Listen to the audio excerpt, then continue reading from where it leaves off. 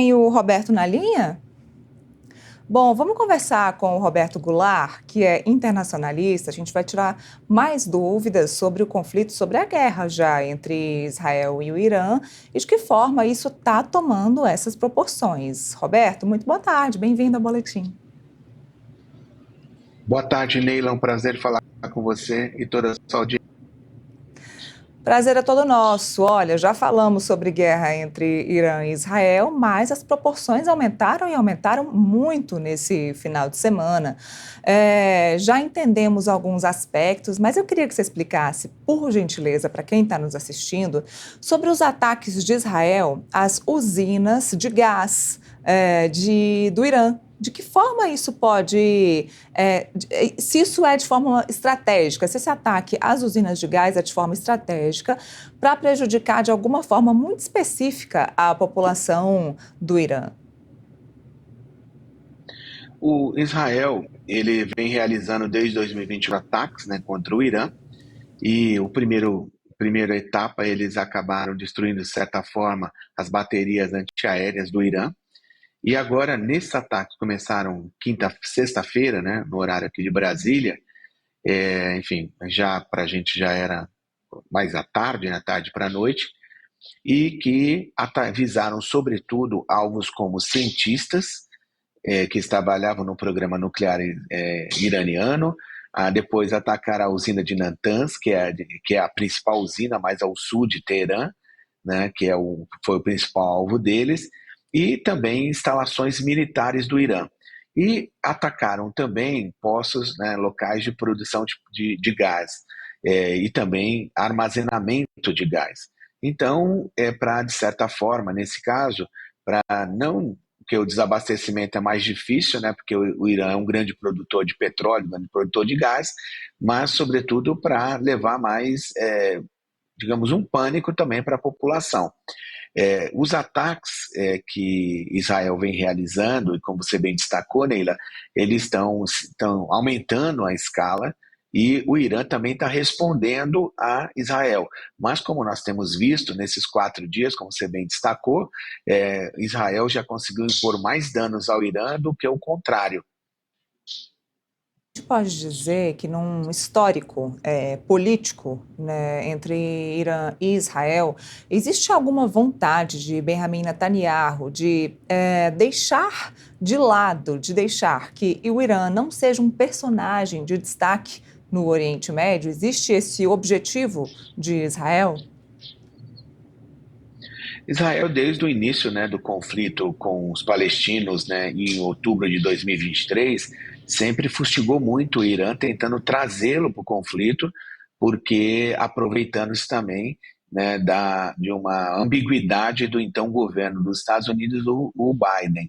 E agora com o Trump, as negociações estavam em andamento para um novo acordo nuclear. Vale lembrar que o próprio Trump, em 2018, rompeu o acordo que tinha sido concluído e assinado em 2015 com o Irã, com a participação de outras potências, como a França, a Grã-Bretanha, por exemplo. E agora, né, o Netanyahu, ele coloca o peso quase todo, né, da justificativa, digamos assim, para atacar o Irã, de que o Irã estaria prestes a ter armas nucleares e, com isso, isso ameaça diretamente a existência de Israel. Então, nesse momento, nós vimos que, nesse momento eu digo, a partir de quarta-feira da semana passada, quando a Agência Internacional de Energia Atômica, Neila, indicou que o Irã, de certa forma, não estava seguindo, né, enfim, as regras, enfim, o que havia, mesmo com o acordo que os Estados Unidos se retiraram em 2018, permaneceram outros países no acordo, como França, Inglaterra. E com isso, mostrando que o Irã estava enriquecendo mais rapidamente o urânio e já estava, né, de posse de cerca de 400 quilos de urânio, né, a 60%. Então, de enriquecimento. Então, isso levou também a uma crítica dos Estados Unidos, e os Estados Unidos, que estavam negociando um novo acordo, acabou bloqueando as negociações e abriu o caminho para os ataques de Israel. Bom, falando sobre Estados Unidos, o presidente Donald Trump diz que, se precisar, vai revidar. E sabemos que ele é aliado de Benjamin Netanyahu, de Israel. Mas Donald Trump diz que não participou até o momento em nada dessa guerra entre Israel e Irã. A gente pode dizer que, se preciso for, ele vai participar? Sim, se a gente veja com o Biden, né, também, tanto Biden quanto Trump, seja democratas, republicanos nos Estados Unidos, no geral, eles têm Israel como aliado incondicional, né, e vice-versa. Então, para o Netanyahu está até mais fácil agir por conta do Trump, pela afinidade política entre os dois. E os Estados Unidos, é muito difícil um ataque dessas proporções, a gente considerar que a autonomia de Israel, né, nesse campo, né, no campo estratégico militar, no Oriente Médio, né, estaria tão grande assim a ponto de realizar um ataque nessas proporções, ainda mais contra o Irã, sem que a anuência dos Estados Unidos. Nós vimos que, inclusive, o próprio governo dos Estados Unidos indicou que eles ficaram contrário ao possível assassinato do Ali Khamenei, que é a liderança suprema do Irã. Então, ou seja, houve conversas, houve consultas, né? Não sabemos ainda a extensão dessas consultas nem dessas conversas, mas é muito difícil que os Estados Unidos não tenha dado, né, algum tipo de anuência para Israel. Isso não quer dizer que Israel não tem autonomia para agir, não tem soberania para, mas considerando que atacar o Irã pode também, né, resvalar em alvos dos Estados Unidos, ou seja, os Estados Unidos se tornarem alvos, né, ou parte dos Estados Unidos, né, que estão através de bases militares, soldados dos Estados Unidos no Oriente Médio, onde eles têm muitas bases militares, acabar também sendo atacados, né, por conta do conflito Israel-Irã. Então, os Estados Unidos, também outro ponto importante, é que os Estados Unidos, enfim, assumiram que parte do funcionamento do chamado Domo de Ferro de Israel também contou com o apoio dos Estados Unidos. Então, nesse momento, né, o Irã não considera que Israel esteja agindo sozinho, mas que Israel tem, enfim, pode ser um apoio tático, um apoio logístico, mas tem um apoio dos Estados Unidos. Roberto, eu vou fazer uma pergunta que ela é um pouco subjetiva, mas acho que dá para a gente chegar numa conclusão. Se é que existe certo ou errado, tem certo e errado nessa história? Não diria que seria certo e errado, porque o melhor é não ter a guerra, né? E o fato é que as hostilidades do Netanyahu, né, contra o Irã representam, né, enfim, um objetivo que ele tem e não é de mais tempo, não é recente, né? Tanto é assim que quando coloca, olha, o Irã apoia o Hamas, né? O Hamas atua na faixa de Gaza, o Irã apoia o Hezbollah atua no Líbano, né? E até entrou em confronto, né, no ano passado no sul do Líbano com o Estado de Israel. Então, o Israel ele tem o Irã como um país que acaba subvencionando, né, apoiando, né, materialmente, enfim, politicamente, grupos que Israel consideram, né, que são hostis ou diretamente a ele, que, enfim, enfrentam Israel, né, seja na faixa de Gaza, não só consideram, mas enfrentam diretamente Israel, na faixa de Gaza, enfim, no sul do Líbano. E a questão de certo ou errado, a questão é que perdeu até esse momento, parece estar um pouco fora do horizonte, a diplomacia.